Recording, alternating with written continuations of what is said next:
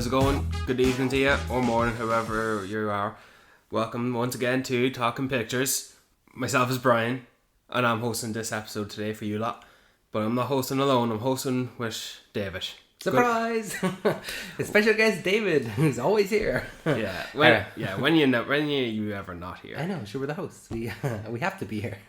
Yeah, it doesn't work when you're not here, and it won't work when I'm not here. No, yeah. I don't think that we could carry a full podcast. I don't think anyone would want to hear just one person talk for an hour. Oh, I wouldn't want to do that. No. Who wants to listen to me? No, I do. That's why I'm here. Come on. Shucks. Gee whiz, thanks. So we're going to talk a little bit about a movie. Yeah. But before we do that, I want to just throw out a trailer of the week for this episode. And in lieu of this movie being an Apple TV production, the trailer of the week is also from Apple TV Plus. Mm-hmm.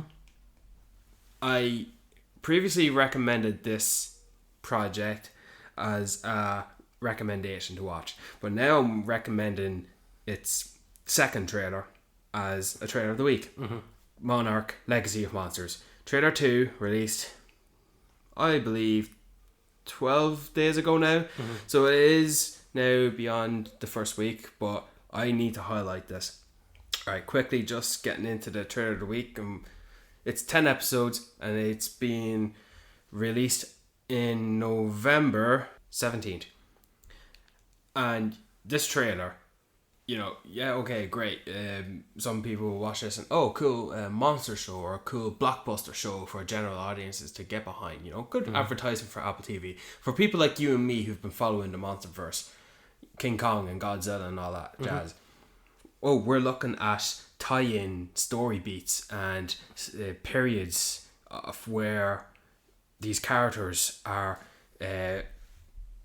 being part of Monarch, the organisation who knew about the monsters, and in the present later we're a younger generation with some actors playing the same role, Kurt Russell and Wyatt Russell, now going against Monarch, and then just throw a load of shots of monsters in there. Mm-hmm. And now there is this one shot of Godzilla in the trailer. Alright, we highlighted the previous trailer.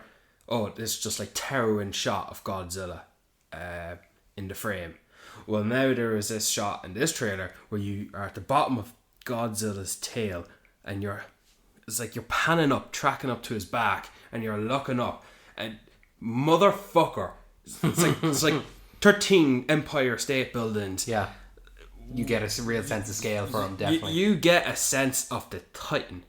Mm-hmm. The titan that Godzilla is. Yeah, why he is the king of the monsters. Yes, like just look at that and holy fuck! Mm-hmm. Like that shot where have you seen the trailer? Yeah. So that shot, like he's still in the water, and just the sense of scale, and then throw that last shot in there, shake it off and then roar. Yeah, can't wait for this. Yeah, it'll be interesting to, like you said there, for people that are following the Monsterverse, of like being able to see Monarch for what they are, because I feel like, having watched the other movies, we've only like hit the tip of the iceberg. Yeah, it feels like, what are Monarch? What do they do exactly? And this will be now we're going to properly dive in a bit, because the movies they've tried to be a bit more serious and taken it seriously, like take these monsters as actual natural disasters, but then they switched to, let's just make it punchy kapow, hit each other, explosions, destroying cities, as it inevitably does when it comes to creating a cinematic universe. Because it wasn't doing well until they really went for it with that. Like, just give them what they want, and now they have. But with this, with television, with more time to lay out some groundwork and just fill in a lot of blanks and do whatever they want, because this is like, we really only have touched a safe basic version of Monarch, but now we can get into the nitty gritty and delve really into the roots of it all and see how controversial it all is. So we're gonna get a new take, and it's gonna be the best explored perspective of how Monarch is and pretty much what their role is overall, and it's just gonna give them more of appreciation. Exactly. So, it's probably, I would say, for most people, it's not going to be a necessary, a must watch. But for those who do, it'll be a nice reward when it comes to maybe whatever comes up in the next Godzilla and Kong movie. Like, it's just kind of additional and it's not necessary. So you're not going to be lost without it. So and the money, like, it's just the money's all there. Apple TV, Apple TV is it's worth 2.something trillion. Wow. So they have the money to burn. It's like, go for it. So Apple TV, November 17th, Monarch Legacy of Monsters. Let's go into this week's episode. Speaking of Apple burning money away for... Well, I wouldn't say burning money, but it's... They had the money to give Martin Scorsese to film a passion project. Whatever you want, you can have it. Yeah, here you go. Yeah. It's all marketing for them. Like, it's like, here, look, we're going to get this in our service. You want to watch it? Killers of the Flower Moon. So this, as I said, a passion project from Martin Scorsese. He actually was going to do this before The Irishman. Hollywood scheduling, don't know what, maybe COVID a bit, just pushed The Irishman to take place first. And then he went and did this next. So like, I don't want to do a beat for beat exactly. You can Leonardo DiCaprio, Robert De Niro. I just want to get straight right off the bat. There's a lot to digest. Yeah, I think that a lot of the discourse online at the moment regarding this film, I don't know if you've seen it, but it's, wow, this movie is 3.5 hours long, and it's so long. I think that that's irrelevant. I think that shouldn't be part of the conversation at all, because, like you said there, it's a lot to digest, but that's not a bad thing. This is experiencing a world and a time period from Martin Scorsese that we've never experienced before. And so having all of this to digest is a good thing. If anything, I'd nearly want more of it. Do you know? Yeah, well, watching this, I thought I could just watch another half an hour more of it. He could have shot it for all we know. And then he was being generous by scaling it back. I realised something when watching this movie. I don't care how long a movie is. If I do care, then I guess my solution to that problem is not to watch it. Exactly. Yeah, 100%. It's like you don't go in surprised that it's a 3.5 hour movie. Like, you're not being strapped to the chair and forced to watch it. Yeah. It's absolutely your choice. But why not throw on a 3-hour movie every now and again? Doesn't bother me. It's not as if we get them every Friday. No, and we got a lot this year. If you look, we had Oppenheimer, over 3 hours. Babylon, over 3 hours. Yeah. Killers of the Flower Moon, 3.5 hours. I'm sure there's something else in there that I'm missing. Well, even just in the last few years, like, wow, Avengers Endgame, 3 hours long. Yeah. You know, just go for it. Fine, yeah, so what? But I really don't care. If I have an issue with a movie being too long, you know what that tells me? It means I'm not enjoying it. Yeah, because there's movies that come out that are an hour and a half long and feel like 3 hours. Because they're horribly paced. With Killers of the Flower Moon, I was sat in my seat, and the only time when I thought, like, I wonder what, I didn't even think, like, is it nearly over? Yeah. I was like, I wonder what time it is. I just looked briefly at my phone to see the time, and we were 2 hours in. I'm like, we are 2 hours in? This feels like an hour. This is no way we're almost halfway through this. It just flew, because I don't know about you, I was so engaged right from the start. Yeah. As soon as those big vistas of the Osage County, I was in. I was like, oh wow, we've got... Yeah. Sorry. I told myself not to look at my phone just to check the time. I just wanted to completely just glue my eyes to the screen. And when it comes to it being, 3.5 hour long movie, I pretty much said the best of what I could. It doesn't bother me if I'm enjoying it. Yeah, that's what I was gonna say. I was enjoying this movie so much that I didn't worry about boring scenes or how it was, it's just taking too long, how we don't need these scenes. I never thought that, and I rarely ever do. Who am I to say this scene's not relevant? If I'm saying that, well then I'm obviously starting to not enjoy it. But the worst I can say about this movie is that you have to have patience. Like, there are quite a lot of sequences, all good scenes, but you just needed to be patient to allow yourself to trust Martin Scorsese to take you where you're gonna go in this movie. And I did think at one point, I'm gonna give this movie 3 out of 5 stars because I do like it, and it started off strong, but I just thought it feels like we've plateaued a bit, and I feel like the downward spiral into the depths of hell that the Osage people are receiving, it was just, I thought that was not going to end in a satisfying way. Yeah.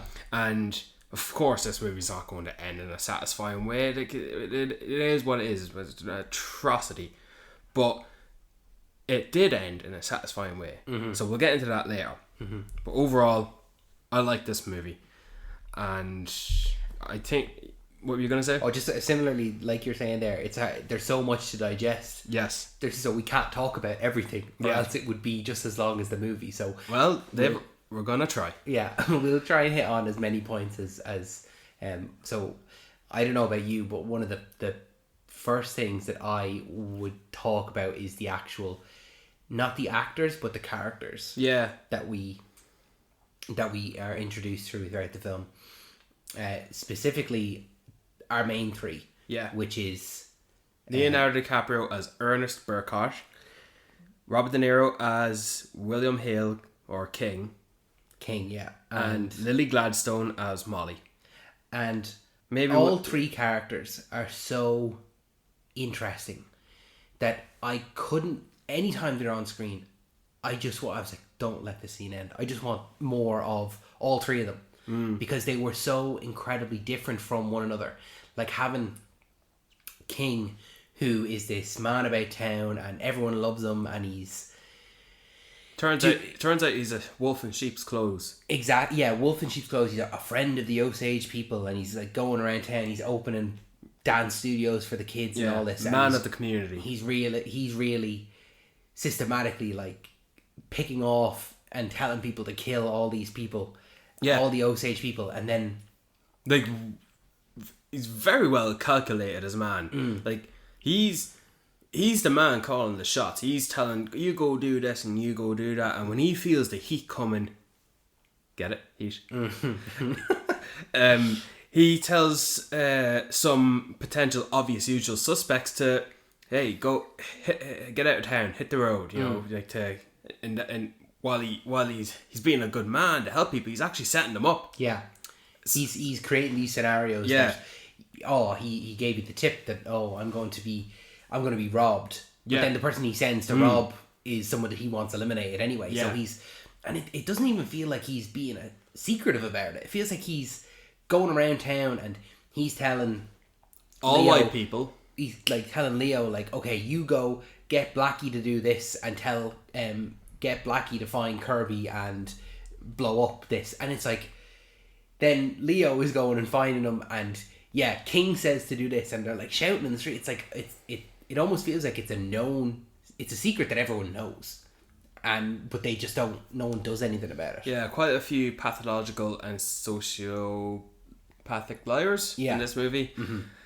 So that's the gust of Robert De Niro's character. We'll get back to him in a bit. Let's move on to Leonardo as Ernest Burkhart. And he's like comes off the train after war. He's injured gut, so he can't do heavy lifting, so he gets a taxi job. And he is like, he feels simple but not like stupid. Do you know what that? I wrote this down. Okay, good. As I said, I did my homework, David. Yeah, Leonardo DiCaprio. What did I write?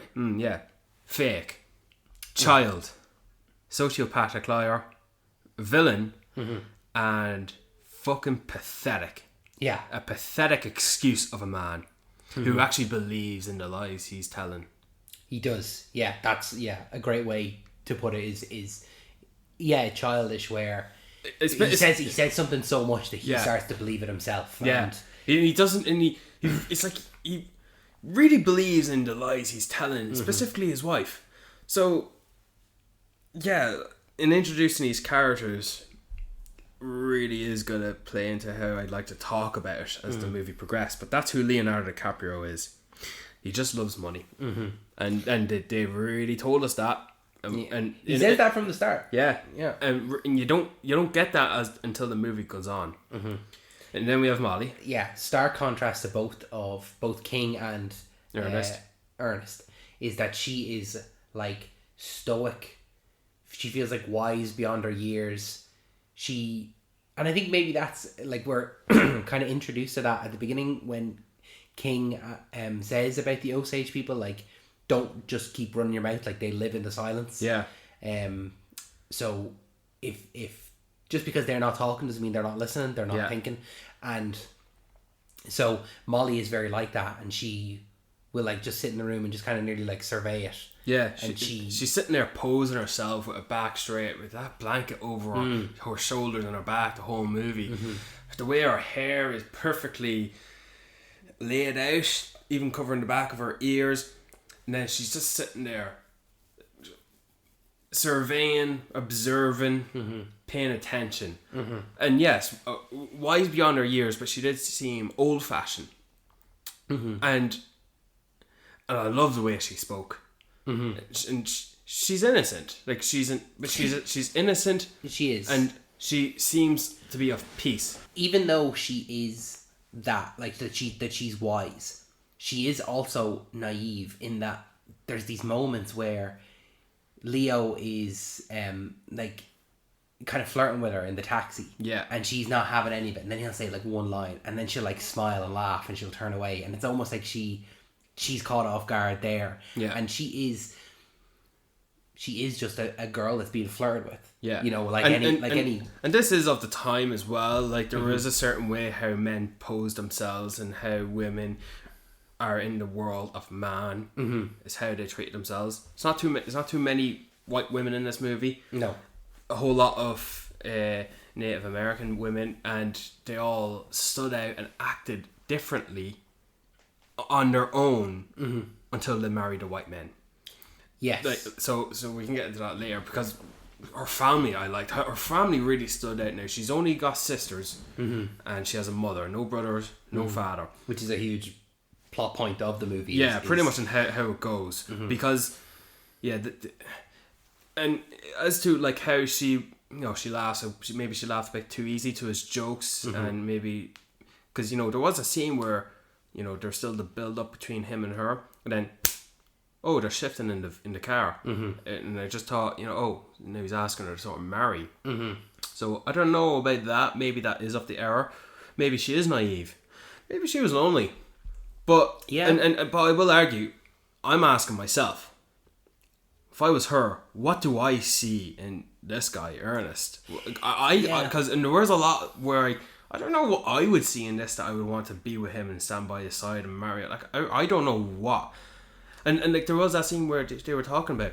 Oh yeah, her Molly talking with her sisters. Yeah, Rita, like they're not stupid. They know. Yeah. They want to get with us for our head rights. Yeah, they want our oil. Yeah, talking in their own language, right next to one of the wives' husbands, a white man, and we'll get into him in a minute. Oh, yeah, but not what you think though. So yeah, that's who the characters are, and so this movie is about Molly and members of her family getting killed.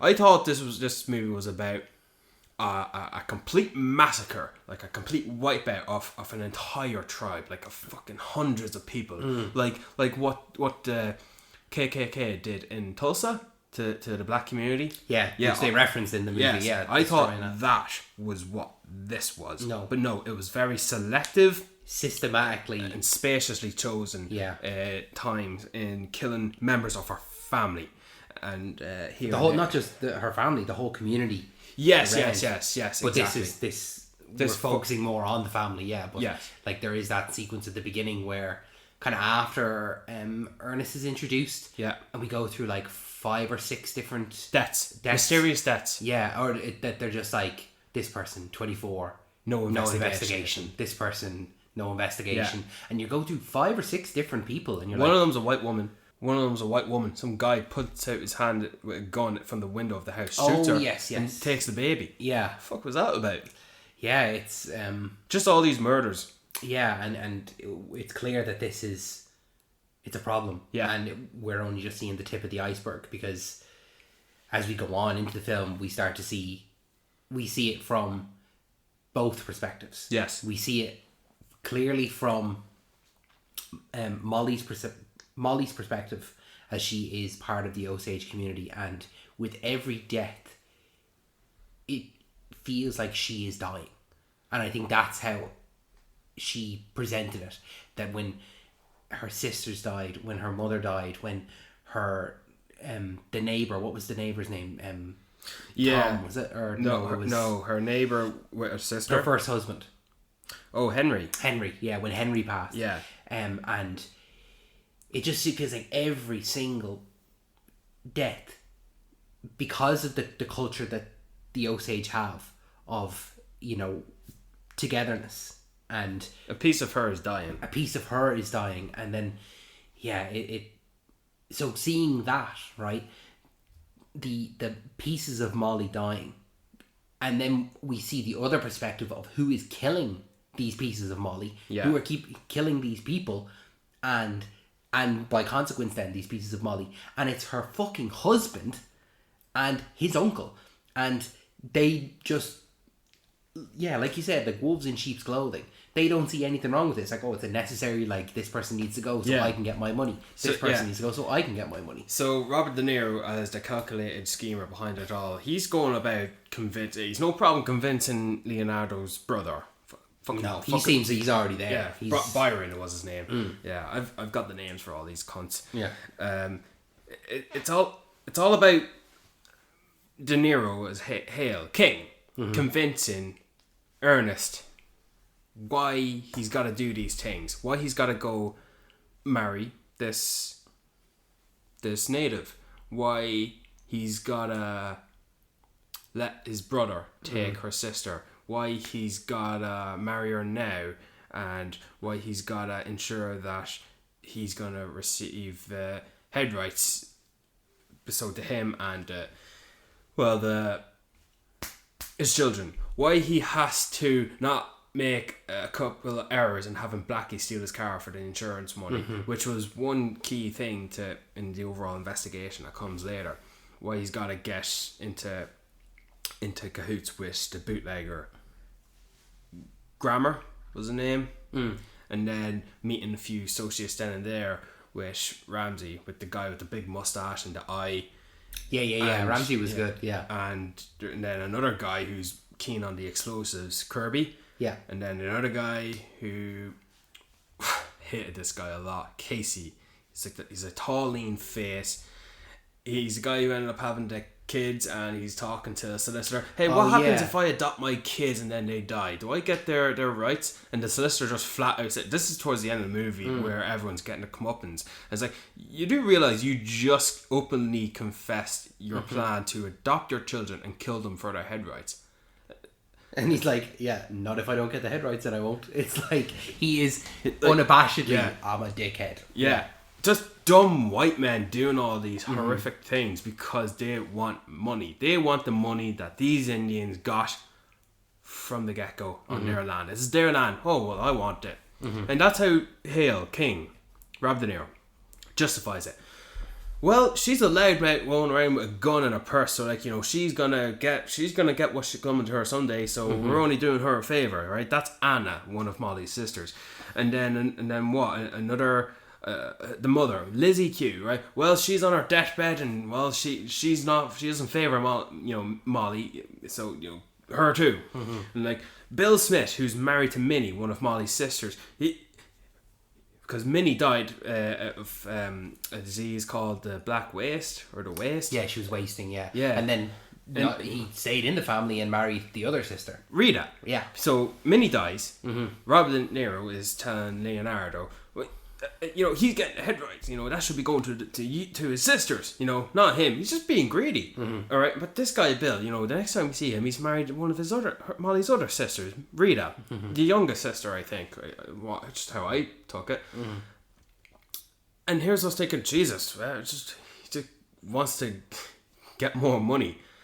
But as we saw him throughout the movie, he didn't seem to be all what he appeared to be. Yeah, he because he was doing his own investigations on Anna's death, because Minnie died of natural causes. Anna was murdered, the first murder, and she had a big personality. Anna, you know, she was a big woman who loved her alcohol and didn't care. And I actually really liked her, and I was afraid for what was coming, and it came. You know, that was the first string of murder, and then their mother died in passing. That was a nice scene of silent, how that was done. But then Bill Smith, who married the two sisters, one died and now he's married the other one. King just fast tracked. This needs to be done now. He just wants all of the head rights to go to Leonardo, who's in the family, married to the Cobb family. He gets Leonardo to go to Kirby, and we don't see it being done until after the explosion. We get the aftermath. Yeah. The house blows up. The neighbours. Kills Bill Smith. Okay, and doesn't even kill Bill Smith. Does he not? No, because remember he's in the rubble saying "kill me, kill me, kill me." Was that him? I thought he had a mustache. No, that was. I'm pretty sure that was him. And then Rita was. She was gone. I don't know. I think that was a neighbour, because I did hear them say that was the neighbour. Was it? Yeah. Oh, I was under the impression that. I thought it was as well, but I did notice the mustache on him, and I think he was a neighbour of the house next to him. Maybe I'm wrong then, yeah. But Rita's dead, and the way her body was revealed, it's like she was lying on the bed with her hands cupped over her chest, already greyed out, pale, as if she had been dead and laid on the bed, like all the other Indians have been ready, like as if her loved ones were ready to say goodbye to her. Like there was no like burnt tissue or rubble, just disconjunct in her body. She was just laid to rest, and then they tried to lift her up, but then the back of her head fell off. And we're watching throughout the movie, right? And this was a struggle for me, right? Sorry, let me strike that and backtrack a bit. It took me a while to realise that Leonardo, as Ernest, was in it for the money and is willing to do anything to get it. So, and I needed some filming scenes to do that.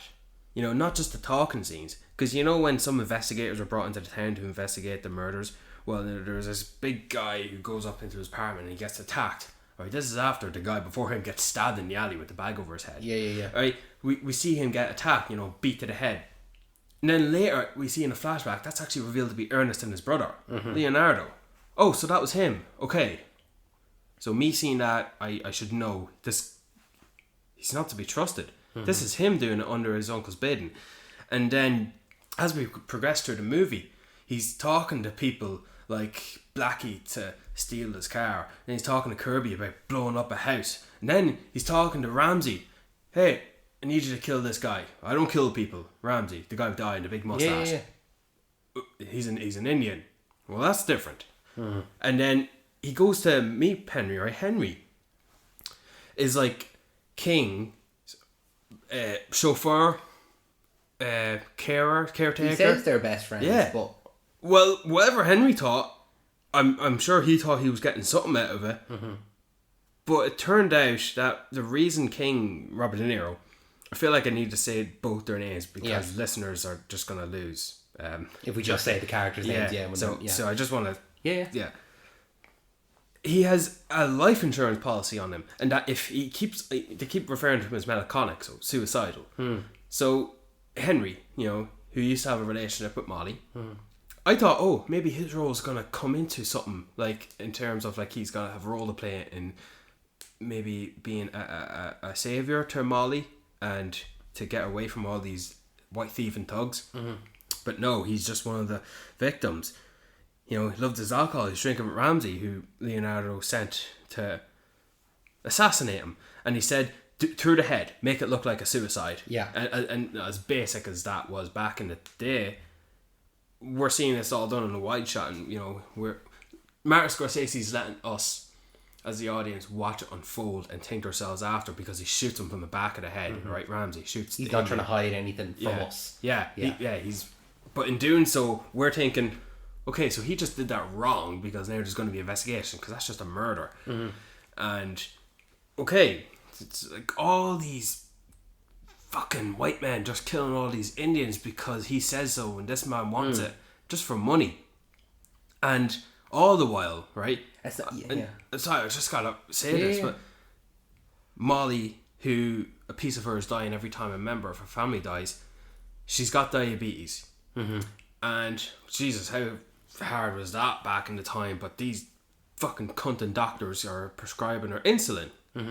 And so she's not she doesn't feel safe with doctors and giving her these medicines, so she's telling her husband, who she should love and trust, to give her the shots himself. But we know that's not all right, so we're still like begging for Leonardo to do the right thing, as we are throughout the movie. And she's becoming more of a passive character, because she's now become bedridden. She's becoming quite pale. It's like she's literally dying. The soul of her is like, her soul is about to leave her dying. She sees the owl. Yeah. The owl that her mother saw earlier and said, oh, when you see the owl, you're dying. You're on your way out. Like. And there was this one shot as Leonardo, still on the fence on whether he will or won't have this come to Jesus moment to do the right thing. We thought Molly died then and there, as head goes back to the pillow, like the soul exiting the body, and then alright, now Washington's gonna come down and investigate these murders, the so-called white savior. But David, there's so much to talk about in this movie. I'm just gonna take us to a little break. Maybe the listeners can go to a toilet break whilst they're listening to the flashback segment. Yeah, Laura, just play that flashback single.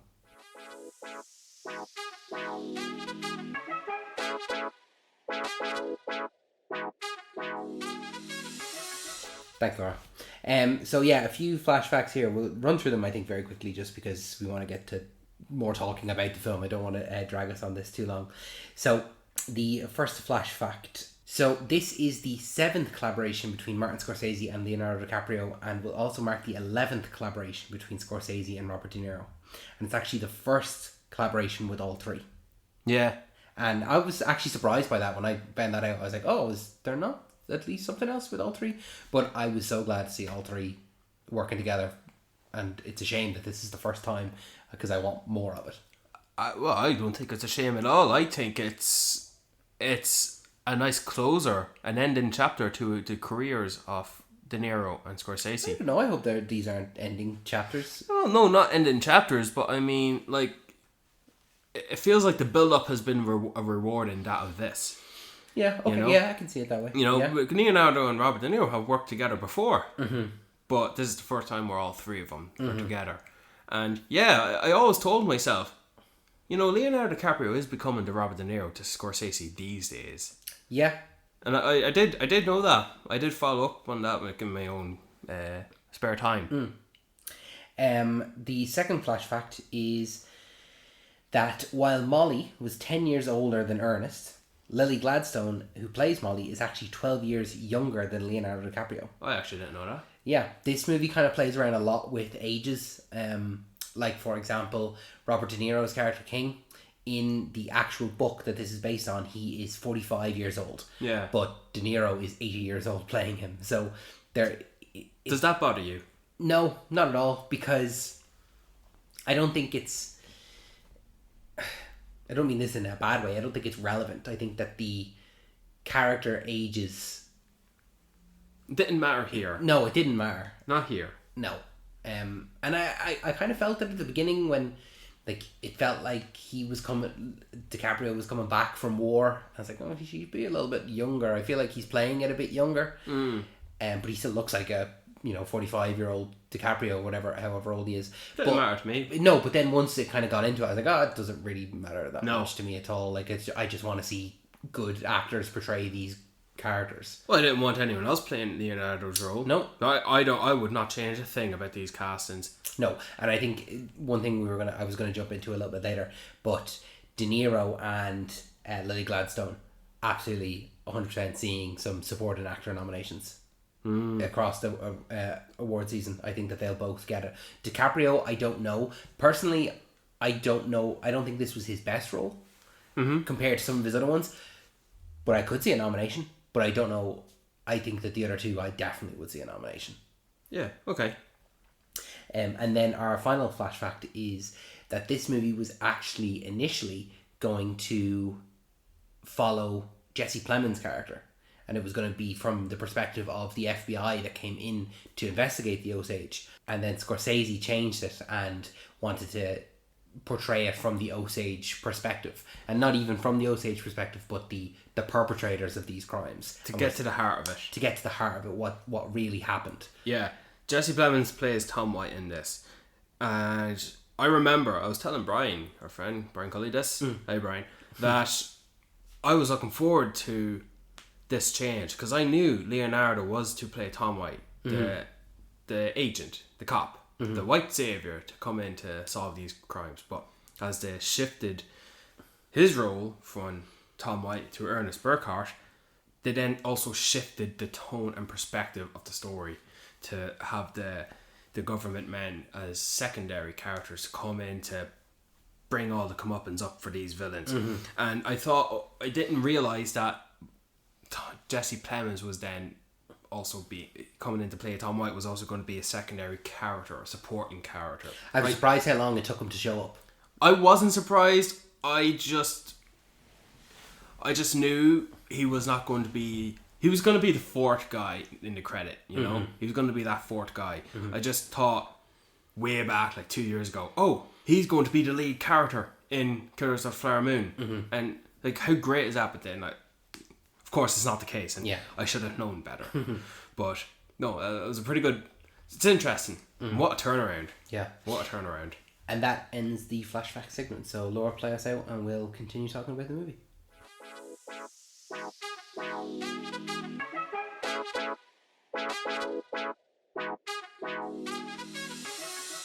Where were we, David? Killers of the Flower Moon. I don't even know where we were. So we were talking about Leonardo DiCaprio as being the only person Molly trusts. Yeah, I remember what I was going to say now. Yeah, was something that you were saying there initially is like, it's not clear, I think, to begin with, how involved Ernest is in these actions. How in the know he is, or because we're not seeing him in all these things, at least not right away. We don't know if we can trust him or not. We don't know if he is well aware in what he is actually doing. And I think a lot of it comes down to how naive he seems and how childish he seems. Like you were saying earlier, that he is kind of being nearly led by the hand. And then as well as that, it is kind of framed. He loves reaping the benefits of it. Yeah, and I think in a lot of ways it is ambiguous to begin with. Yeah. Of like when he's like sending Anna in the car. Like we know what was gonna come. But it's kind of played in a way that he's just getting her home or something. Like it didn't feel like us. We could feel that, we could sense that, but. Oh, does he fully know what's going on? Yeah, like in his head, he's thinking, I get all this money from this family, but my wife, who I love, you know, it's his family, he loves it, but you know, he loves the money as well. And the only harm he's doing is the outside work that is coming towards him to oppose him, you know, by beating on the investigator to stop your business or else, and not so involved in murders. I don't think he's ever involved in murders until towards the end. Who he's removing people who have a stake in Molly's head rights, such as Henry, because he was married in Indian tradition when they were like 15, so he feels threatened. So he's pulling in Ramsey to make good friends with him, get him drunk, and kill him, make it look like a suicide. But that did not go the way it was. So.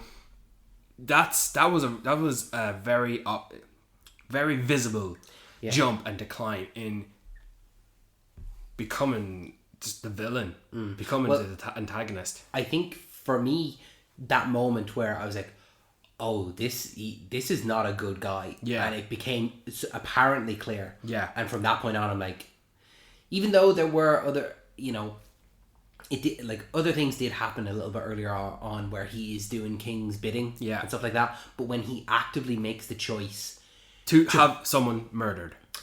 No, well, for me, it's when he actively makes the choice to poison Molly. When he because this sequence, this story beat started before that. I agree. So when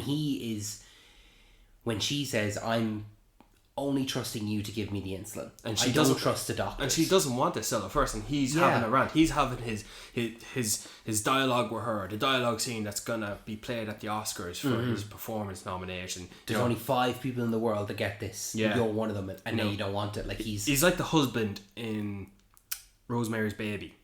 Yeah, at that point, I think that because he's telling her what she's doing wrong and how she shouldn't be doing it, and she's still sitting there taking it all in, and she's like, okay, fine, But I think at that point, at that specific point, he does still care for her. Yes, but he's believing his own lies, though.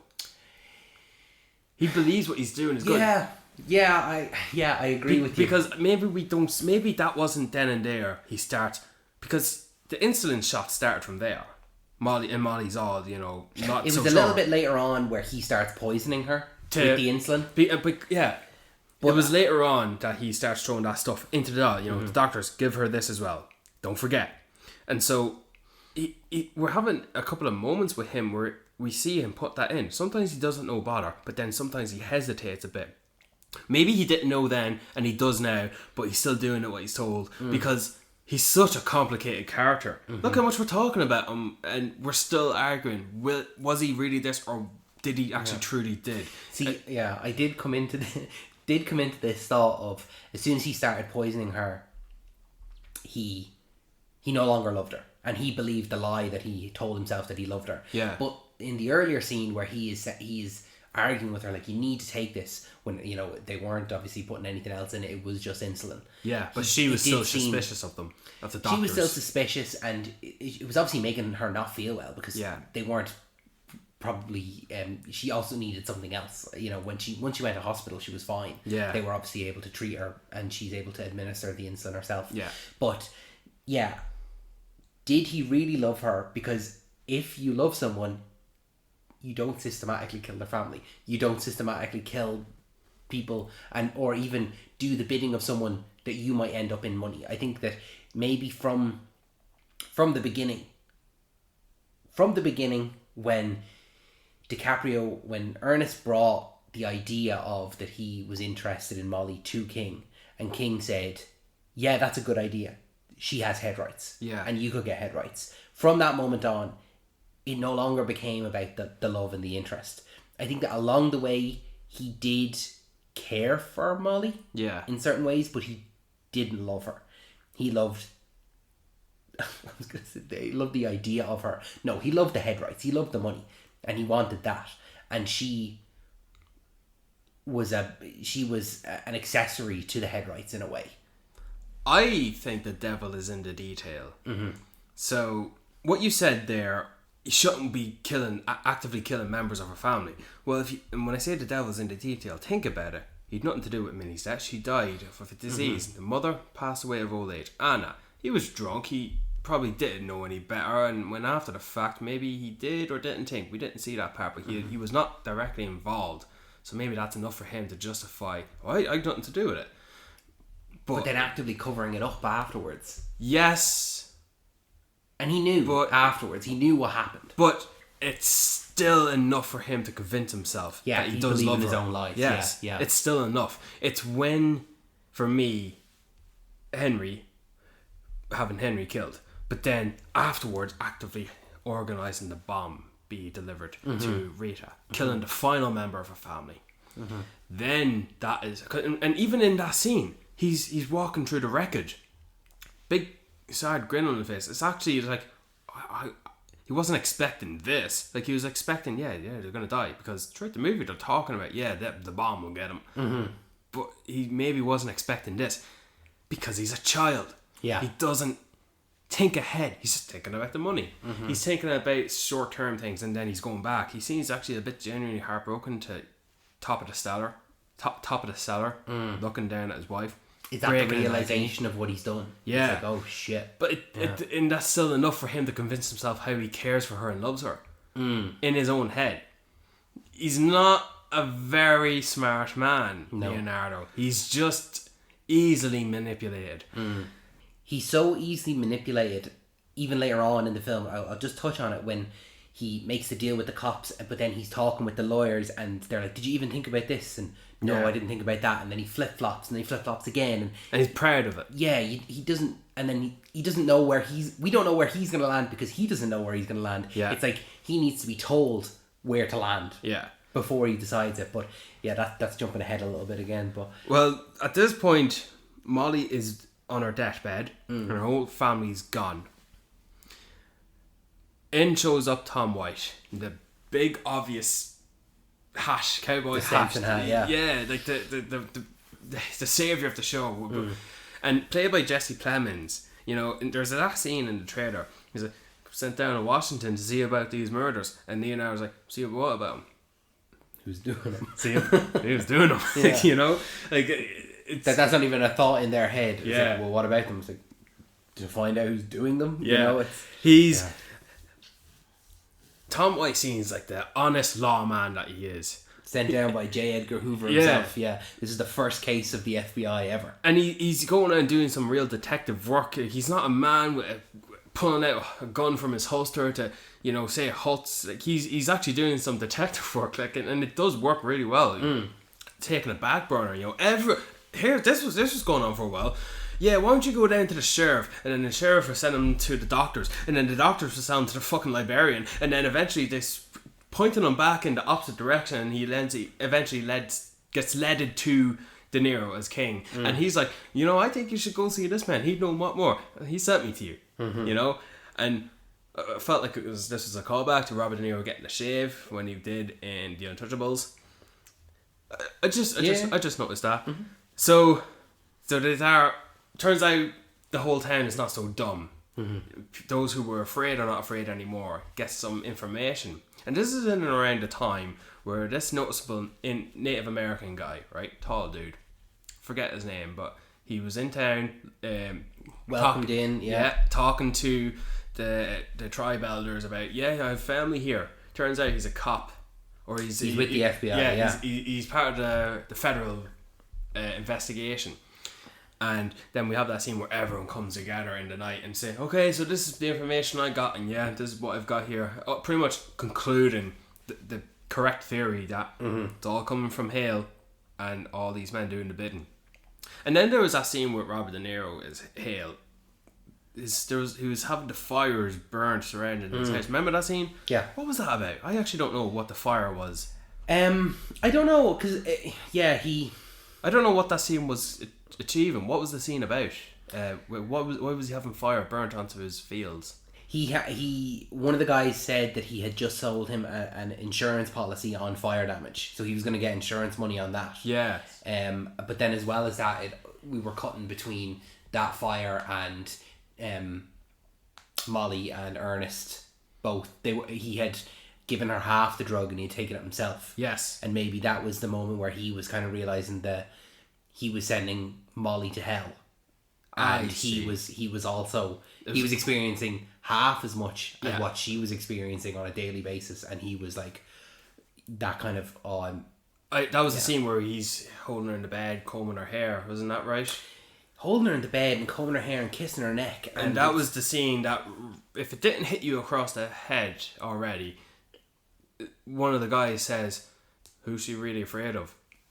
And we cut to that scene, and she hasn't said it, but she's afraid of him. Her husband, the man who's supposed to be by her side. The guy who's supposed to be the protagonist, but he's actually the antagonist. Don't know if we've acknowledged it here, but... I think it's... Leonardo is the villain of this movie. Yeah. Like, he's Darth Vader, and De Niro is the Emperor. Absolutely. Yeah. So... And even in that scene where she's on her deathbed, like, there's flies in the room as well, like... And there's a lot of flies going around DiCaprio as well, and he, slapping his hands, like... I think he's surrounded by death. And the flies are there to kind of represent that. That just told me that he's rotten. Yeah, rotten, exactly. That's a great way to just put it. Just pure rotten. And that was... No flies around Robert De Niro. No, he's squeaky clean. The fact that, he's, accused of the murders, and he goes and hands himself in. Do you know, he's like, I can beat this. I love that. I think we like this movie, David. I did. I really enjoyed this movie, yeah. As we progressed, finally he's arrested. Ernest is arrested. Well, even before that, there's a slight betrayal, which I felt, we're leading to this eventually. And it's when King knows that they're both going to be arrested, or he knows that Ernest is going to be arrested. Yeah. And he has him sign over the head rights to King. And I'm like, you are so stupid. Are you for real? You've been systematically killing everyone in this movie, everyone in the Osage community, so you would get the head rights. And then he's going to be like, look, it's just a formality. Just sign them over to me, just in case something happens to you. What do you think? Something's going to happen to you, dude. Come on, he's been killing everyone the whole movie. Do you know what I was thinking there? The hesitation Ernest had. I thought that was going to be his come to Jesus moment. No. He was going to be like, I'm not signing that. And he walks away, charges off. Screw you. Maybe he finally does something right. It's for himself, yes, but maybe it's a pass down to some form of redemption. No, he signs him away. He's too naive. He can't see what's right in front of his face, and that he's looking at the devil. He's a child. Like, there was that scene with Robert De Niro. You did what? You had Blackie steal your car for the insurance money, and he spanks him like a child. Exactly. And then later, when Tom White visits him at the house, he's getting all anxious and he's being furious about the whole situation. He feels the pressure coming down on him, and he's going to hill, pulls him away from a dance with his daughter. And what does De Niro do? The camera pulls him by the ear, sit down. And then I like the way Scorsese lingers on these shots, and it's just stuck there. It's like, let the actors perform, and I'm gonna shoot like this. It's great. Just so much put into these characters, these real life people. And yes, Ernest gets arrested because finally it just took one betrayal after another. Because De Niro, he feels the heat, sends Blackie to go rob a bank. And he gets caught and he survives it. So that goes from there. And then De Niro's trying to get Kirby, who organised the bomb. He had him to go rob this guy's store, and he had the man be in the know, shot him, so he got rid of him. Grammer, the moonshiner, who had, I forget what really his role in it, but he's a guy who needed to get some comeuppance. Didn't know exactly how he died, but how he did die in the movie, crashing his car, poison. However, he died in real life like that. And then finally, this feels like it's a reminder of me of Casino and Goodfellas, in the scene where just cleaning up loose ends, getting rid of all the scum and the villains who we were rooting for in Goodfellas, but we're rooting against here. And then finally, get the guy with the mustache who killed Henry, and he's like, what? You're putting this on me? You're blaming me? Get me a pencil. Yeah. And then rolls in all the police coming in to arrest everyone, and then that's when Hale goes in, handcuffs willingly, make himself look good, and then go from there. And then we get the court scenes, and then John Lithgow comes in as the good prosecutor, and Brendan Fraser comes in, award-winning Brendan Fraser coming in as the opposing prosecutor. Yeah, good scenes. And then Tom White, he's willing to give Ernest the pass to take down his uncle, and then he's, as we said earlier, he's being manipulated and brainwashed. He's being told, this is what's gonna happen, your uncle's good, you can tell him to do this and that, and so he believes the lie, he believes the stupid idiocy that he is, and he tells Molly, by the way, the scene, he tells Molly that these lawmen, they don't know what they're doing. They're just they beat me because that's what the prosecutor is telling him to say. So they're just full of lies, and just believe the lies. And then he gets arrested, and I will not testify on my uncle. And then, okay, you're getting arrested. And he's proud of doing this. Yeah, I know what I'm doing because he's been reassured. And fucking child. What he can't see is right in front of his face. Yeah. And it's when he's in that room with the attorney and all of the, telling them, this is what's going to happen to you. Yeah. We're introduced to, very, very briefly, a couple of people. Oh, this is so-and-so. He's the head of this oil company. this is so and so. He's head of this oil company. Not a single Osage person is in that room. Yeah. That it's all these white men who have. It had the sheriff. It had the 2 doctors. Mm-hmm. It had the man who was in charge of the financials. Because remember, Molly kept on going to him and said, "I need this money." And then it had a few other people, and then his aunt in there who's like, "No, I don't want to send my uncle to jail." Mm-hmm. So all these people tell him, like, he's just. The whole room though is full of white people, and they're all like, they all are the heads of these oil companies when the oil originally belonged to the Osage people. Yeah. And they've been systematically taken out of the equation, that they're no longer in the room. They're no longer there for the discussions when it has something to do with the oil industry. Yeah. And it was so, I think there was a scene from the trailer where they have can you spot the wolves in this photo? Yeah. That line, and it's that scene of seeing that room. Like, go back and watch the trailer and you can see it, and it's, can you spot the wolves? It's all of them. Yeah. They're all wolves. They're all, everyone with a white colour skin is a bastard in this movie. Except for Tom White. Except for anyone that's not from Osage County, that's not in that. I caught myself earlier, and I just want to touch back on here again. When Ernest is arrested, before that, we're just thinking, okay, so just going in a progress where Molly is going to die before she sees some justice done to her. But then comes in the Indian who was actually part of the law, who we knew he was, because he was always there in the background in this. He just lingered on. It wasn't shoved in your face. Yeah. But he just was. Once he was introduced, he was always present. And you're like, oh yeah, him. Oh, okay. And you notice him and notice him and notice him. Yeah. And then it's revealed. We thought he was going to be a long lost member of Molly. That's what I thought initially. Yeah. But he was a lawman. So he comes into the house and sees her ready to die, and then lift her out and bring her to the hospital, and it's like the fight or flight, save her moment, get her to recovery, let her live, make her survive, do anything you can, and she does, and then she's better. And I remember Tom White telling Ernest that your wife's in the hospital. How is she? Let me talk to her. Like, do you not realise you're killing your wife? Mm-hmm. Because he believes in the lies that he's telling him. Yeah. That she's like, oh, she's in the hospital. What? Why? It's like, you had her on her deathbed in your home. Like, why do you think she's there? It's just the lie that he told himself that, oh, I'm making her better. I'm giving her medicine. Yeah. So why is she in the hospital?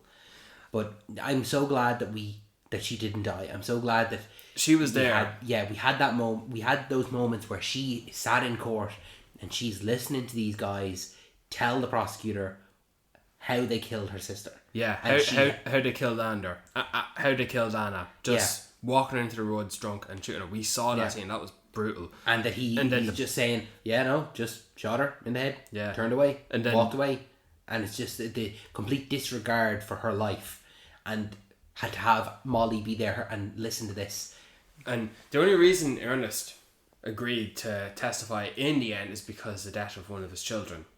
Yeah, that he experiences one iota of pain that he has been putting Molly through this entire film. Yeah. He finally feels that and the same level that she has felt all these members of not only her family but her community passing away, and now all of a sudden that's when he has that come to Jesus moment where I have to do the right thing. Yeah. And I'm so glad that he had that moment and that he was denied then the salvation of it all by having the moment in the back of the courtroom, him and Molly, and she's like, is that it? Like, have you told me the truth? Have you gotten rid of all the lies? And he's like, absolutely. My soul is clean. My soul is clean. I've lifted the weight off my shoulders. And he's like, what were you giving me in the insulin? And he has that moment where he's like, he's thinking, and he's kind of like smiling. He's like, insulin.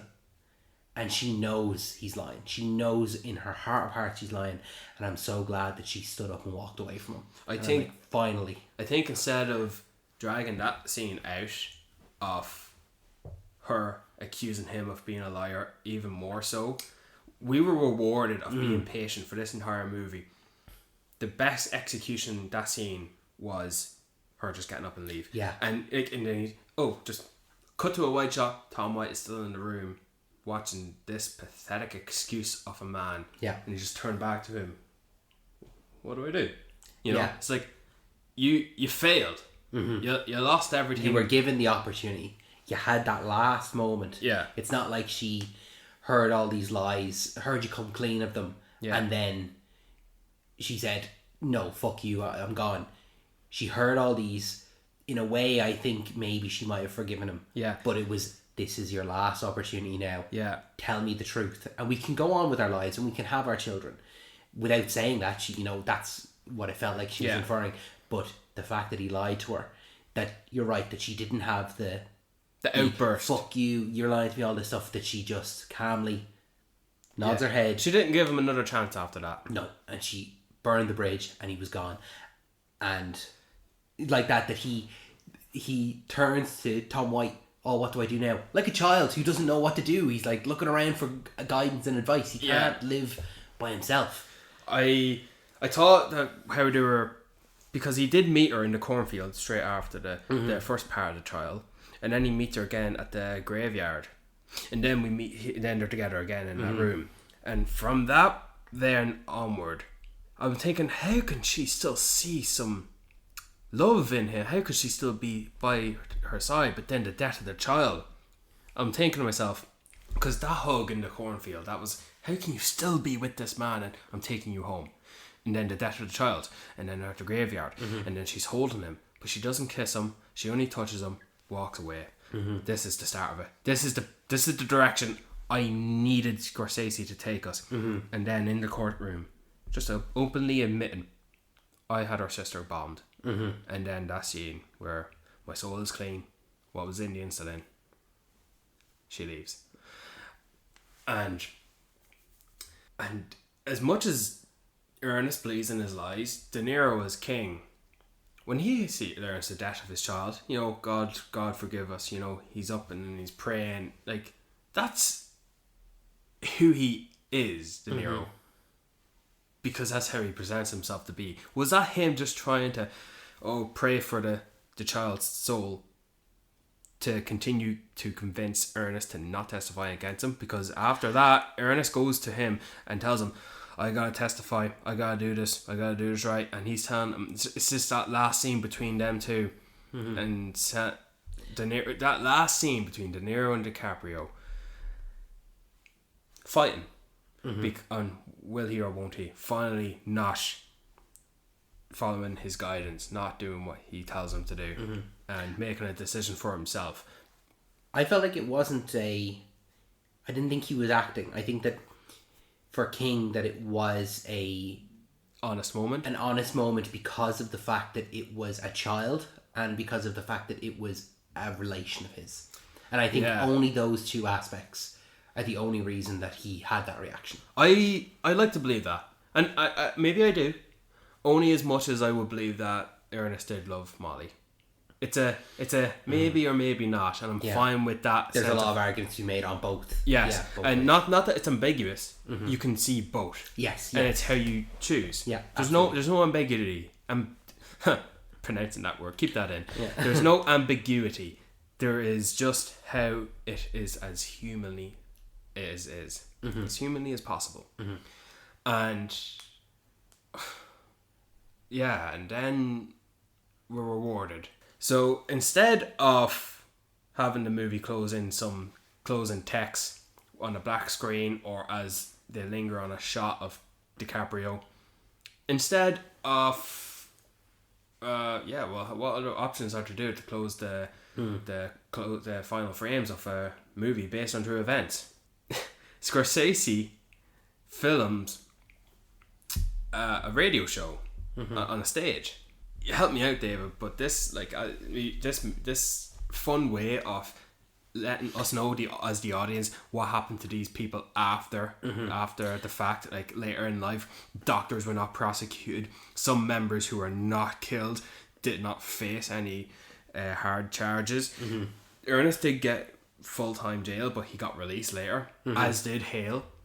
And no, like Hale died in a nursing home, and Ernest went to live in a trailer park with his brother. And while we're learning all this information, there's like all these visual cues of these stage performers, like reenacting it, like hand me a beer, brother, and we see some open a cap of a bottle, and like sending me to jail, and like it's like a stage show, it's like a theater, but in a radio show, and it's an interesting way to kind of culminate the story. That it's for us as an audience who've sat with this for the 3.5 hours, and for the Osage people who this story takes place over years. 10 years or so. 1919 or something like that to 1937, something like that. So over 20 years.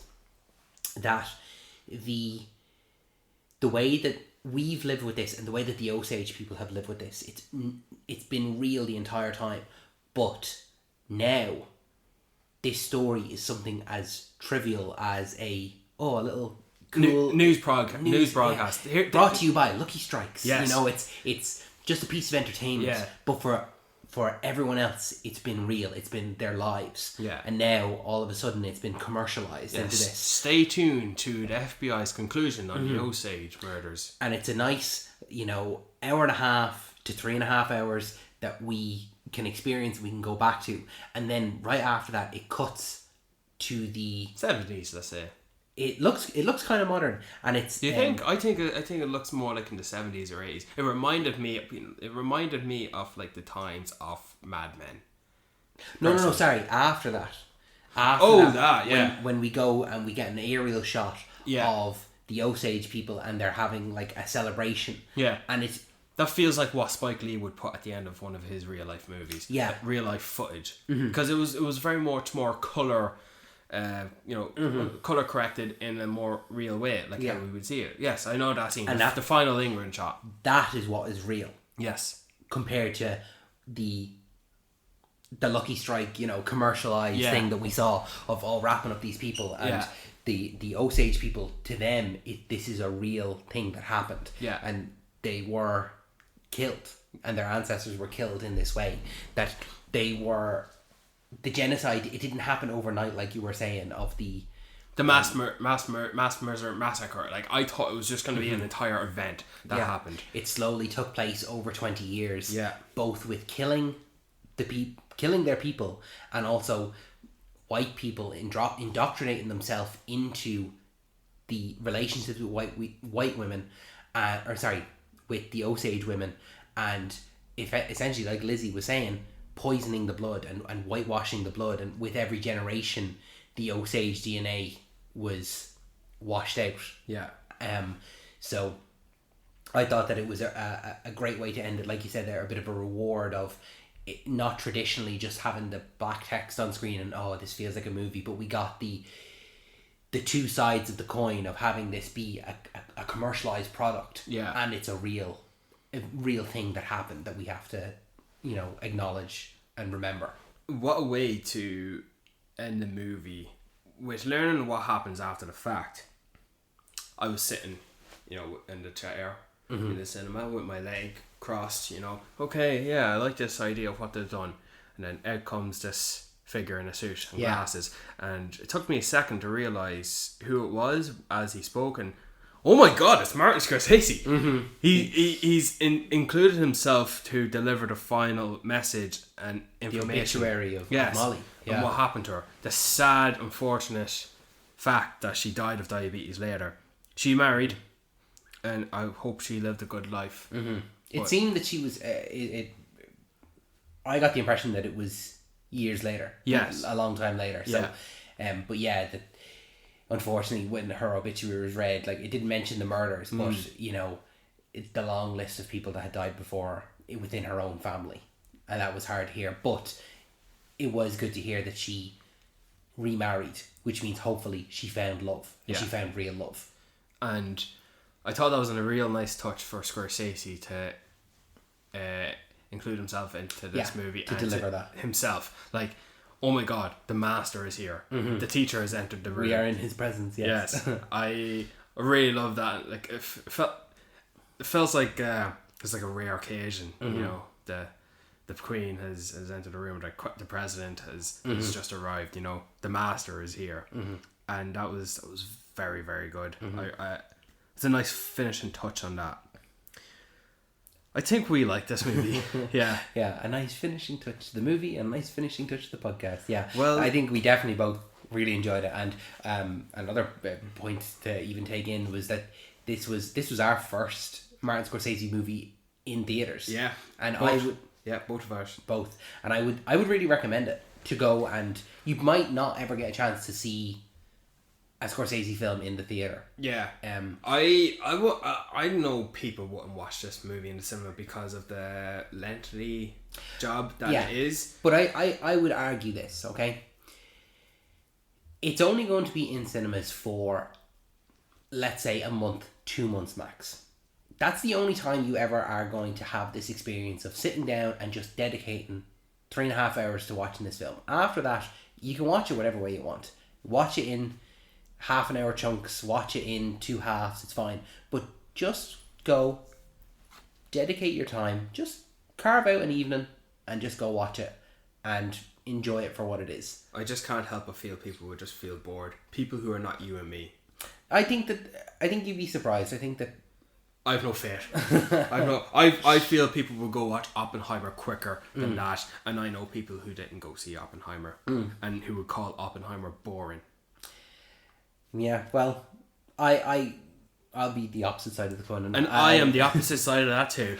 This movie is fucking class. Yeah, and it's cinema is what this is. Yeah, Scorsese, he's earned the right to make this movie, and he can make this. He's earned the right for our attention. Yeah. For 3.5 hours at a time. Yeah. Uninterrupted. And I feel like this is only him. He can make it.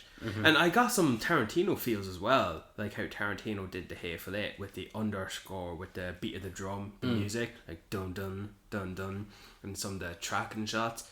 It just reminded me of that a little bit. It's like in the final chapters of Scorsese delivering his magnificent pieces of content. And in terms of the Oscars, you said that you could see De Niro, Gladstone and DiCaprio get nominations. What about Scorsese? Oh yeah, absolutely. You think he'll get a Best Directing and Best Picture? Yeah, I think Best Director definitely. Best Picture nominations now. Yeah, nominations. I think both. Yeah, I could definitely see both. I agree with all you completely. I think Robert De Niro. I'd like to say that Lily Gladstone was the best of the movie. But I have to shout out to Robert De Niro as the scene stealer. Yeah, it feels like when De Niro works with Scorsese, he brings his A game. Yeah, he's not phoning it in. He's like, I'm Robert De Niro. I'll just come in and do this. I'll just say the line. No, he showed up to work, and he commanded the screen. And Robert De Niro has been. I thought he was better here than he was in The Irishman. That's it. And I thought he was fantastic in The Irishman. And I think Robert De Niro has beaten out Ryan Gosling in the supporting actor race. And I think now it's between Robert De Niro and Robert Downey Jr. for the best supporting actor. Oh yeah, I think it's between them two. I think we are in for a great Oscar season of getting to revisit these performances in the lead up and seeing everything. I think and I am rooting for Cillian Murphy over Leonardo DiCaprio in this. I love Leonardo in this, but I just felt that shut the fuck up, Brian. Leonardo was terrific in this, but I did think this is how Leonardo DiCaprio would do this role, and I know he is worthy of a nomination. I just know there's someone else better than him. For this year, for me, it's Cillian Murphy and Oppenheimer. That's fair. And Lily Gladstone, there's not too many lead or supporting actor roles. I don't know how she would be classed, but I think she definitely deserves a nomination, and we'll see how we go from there. And Scorsese, best director. I think as of right now, I can see Scorsese getting the best nom and win for directing or movie between him and Nolan. Just wow. Yeah. And think this should conclude this episode. Yeah. You get a long movie, you get a long review. Yeah. I think we should put a closing chapter on this. Let the masters speak. You got a quick recommendation? Yes, I have a recommendation. My Cousin Vinny. Oh, excellent! That's a great choice. That's a really, really great choice. That's a movie I watched recently, guys' night, and watched it knowing nothing about it. Mm-hmm. And as Joe Pesci is the lead character, I didn't know it was about a lawyer coming in to defend his cousins for a crime we know as the audience have not committed. And I thought that at the time it was just it was cleverly funny. It had a couple, not just one, a couple of recurrent jokes and gags throughout the movie. From how Vinny would dress in court, from how he would just repeatedly lie to the judge about who he was, from his time to move to a different location to sleep at night and then disturbed by God knows what. It was just very funny, and Marissa Tomei was great in it as well. She's brilliant. She was great in this. I love the judge in the movie as well. Yeah, there's few films that I laugh out loud. Yeah, and this was one where I was actively laughing out loud as things were happening. It's very good. I'd highly recommend it as well. I'm surprised how much I loved it. Like, if I had watched this movie years ago, it would be on an all-time favourites for me. It's just too soon for me to say that. Yeah, we'll come back to you in a couple of years. See, My Cousin Vinny, my recommendation. I will recommend for the spooky season, An American Werewolf in London.